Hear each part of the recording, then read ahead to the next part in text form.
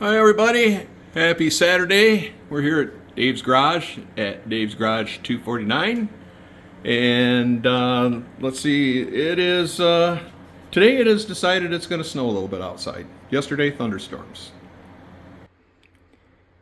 Okay, we're back over here on the Mack Cruiseliner. You see, I've pretty much finished up the chassis. Today I spent the morning building the pogo stick, airline, service, emergency, and electrical, and that's about the extent of the super detailing that I'm going to do with this kit. The air filter system, air box, turbocharge, everything is in place, and let me tell you, that's a challenge to get all that to line up and wind up where it's supposed to be. Do a lot of testing and fitting before putting all that together. So, but I'm fairly happy with the results. It's going to be a nice looking model. Definitely a skill level 5 endeavor to build this one.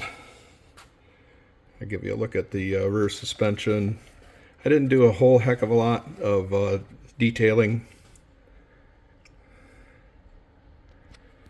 And the next step is I've got the cab and the interior parts all soaking right now to prep for primer and paint, and then I'll move on with build.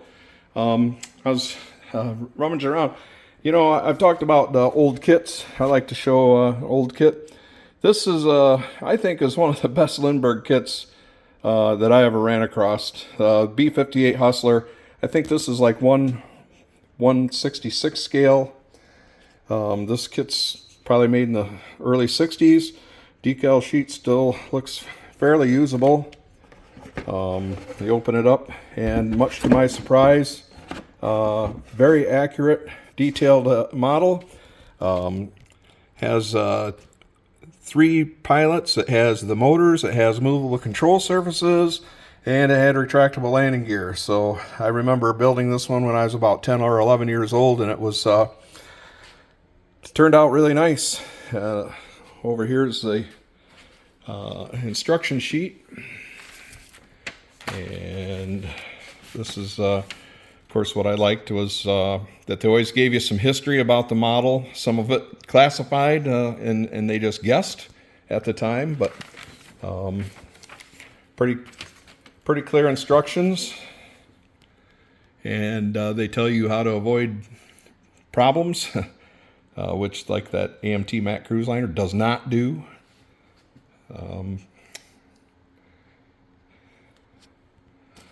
So speaking of the Cruiseliner, here's the instruction sheet for that.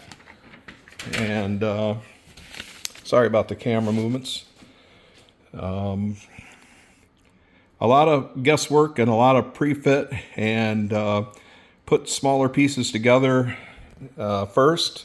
I suggest that before you put the exhaust in, that you get the exhaust stacks put together and built, and so you can do the alignments on them. Otherwise, you could come out way off on that. Let's stand back a second here. I know that this may or may not interest model guys, but let's zoom out a little bit. This one here I've got ready to get out for the summer and enjoy. This is a 2007 Roush Stage 2 Mustang that was upgraded to Stage 3 by Roush, so it's technically a Stage 2 car, but being that it had the supercharger added and stuff, and it was done at Roush's facilities, then it's a Stage 3 car. Has 10,700 original miles on it. I think the 4.6 3-valve with the supercharger on it is about 435 horsepower, so it'll scoot. So for today's video, that's about all I have. Please like and subscribe. As soon as the weather gets good, we may go take this out and see if we can smoke the tires up a little bit. And please like and subscribe. The likes and subscriptions really help me out, and will justify maybe investing in some better software for doing some editing. So that's all I have. Thank you very much for watching, and hope you guys have a good weekend.